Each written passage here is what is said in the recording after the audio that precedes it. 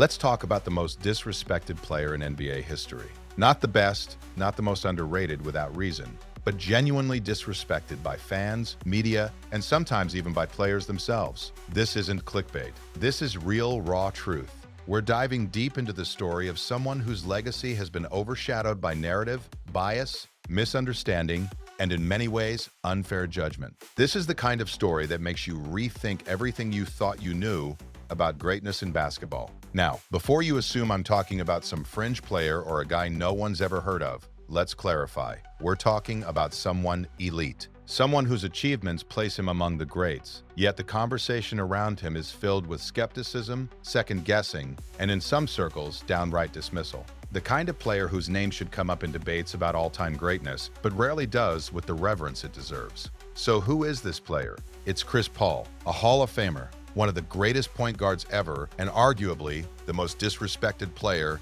in NBA history. But I want you to hear this in a way that makes you think, debate, maybe even get a little fired up, because this isn't just about stats or rings or highlights. This is about narrative, about perception, about how history often gets written before a player's story is even finished. When most people talk about the greatest point guards ever, names like Magic Johnson, Stephen Curry, and John Stockton come up immediately.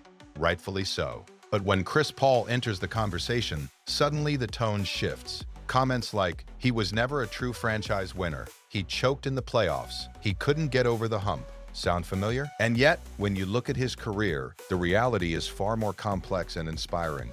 Chris Paul didn't just come into the league and survive.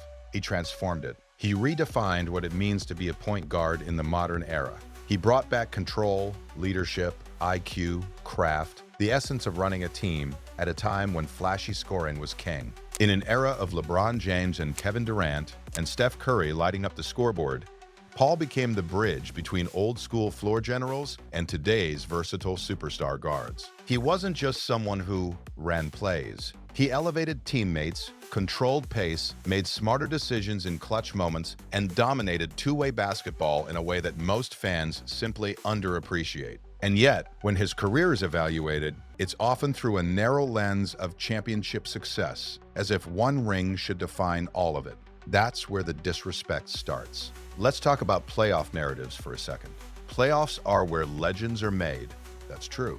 But they're also where narrative snowballs. One moment gets amplified.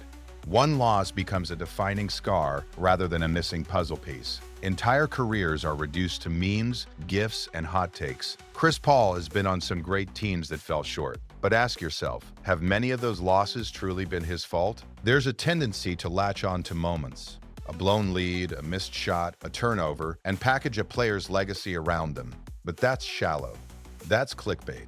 That's why Chris Paul gets labeled with criticism that isn't fair, isn't accurate, and frankly, isn't deserved. Let's rewind and look at what makes a floor general truly great. Leadership, consistency, IQ, control, defense, passing, impact, sacrifice. Not just scoring. Chris Paul checks every box. He's a perennial all-star, a multiple-time All-NBA, and one of the most efficient, intelligent, and disruptive point guards ever. Yet, because he never got that elusive championship early in his career, the narrative was written as, Chris Paul isn't a winner. Think about that. A man who's elevated every team he's led, who's transformed franchises from lottery squads to contenders. It's dismissed because one thing didn't happen, at least not early enough. Ask yourself this, does one ring define greatness? Should it? If rings were the only measure, then a player like Charles Barkley, a Hall of Famer without a championship, would be ignored in every all-time list. Instead, we celebrate him for impact. So why not Paul? But let's go deeper than stats and awards. What truly sets Chris Paul apart isn't numbers, it's influence. From the moment he entered the league,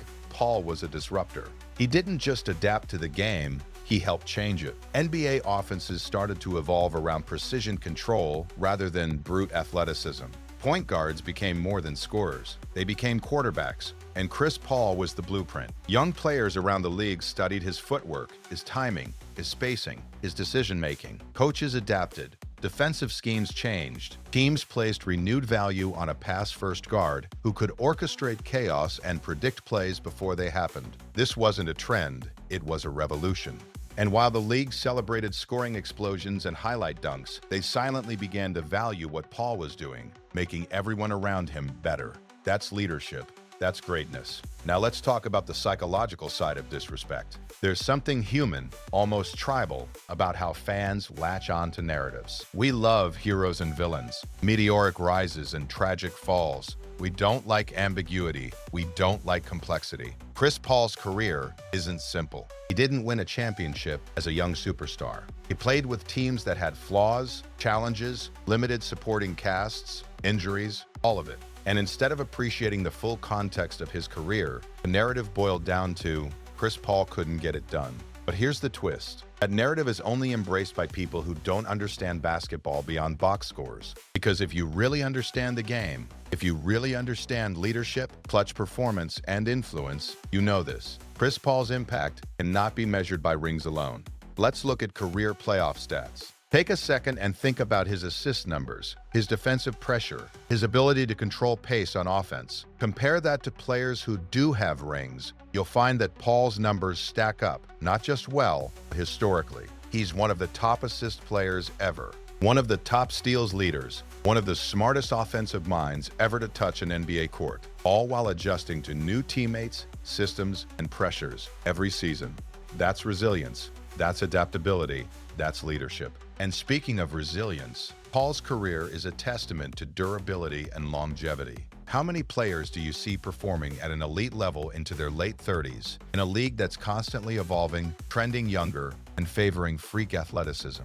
He managed that, and not by playing safe or coasting, but by dominating, leading, and competing. In a sport where young athletic guards are celebrated, Chris Paul stayed relevant not by trying to reinvent himself as something he's not, but by perfecting what he already was: a commander, a strategist, a general. That's something many fans simply overlook. Now here's a question for you. How many players in NBA history have transformed multiple franchises into contenders purely with their leadership and intelligence? Very few. And yet, when you bring up Chris Paul's name in casual conversations, people often underestimate him. They throw around comparisons that don't hold up. They ignore his impact, and they rely too much on simplistic narratives. Here's the truth. Chris Paul doesn't need a narrative crafted by others. His career speaks for itself. He didn't just survive in the NBA. He excelled. He didn't just play the game. He influenced it. He wasn't just a cog in championship teams. He built teams that competed at the highest level. But because his career doesn't fit the Hollywood trope of young champion and dynasty creator, people don't give him his due.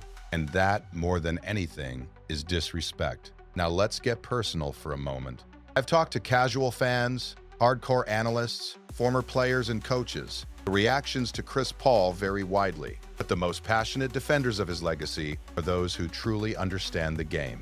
Why? Because they see beyond the surface. They see the subtle mastery of control that Paul brings, the way he reads defenses like chess, the way he anticipates switches, traps, rotations, the way he sets up his teammates like puzzle pieces fitting perfectly into place. This isn't flashy, but it's brilliant. And it's exactly what gets overlooked in a world obsessed with flash. That's why his disrespect goes deeper than criticism. It's cultural.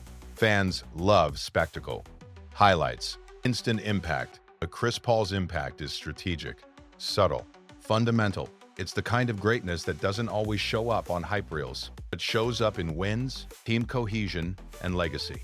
So let's bring this home. Is Chris Paul the most disrespected player in NBA history?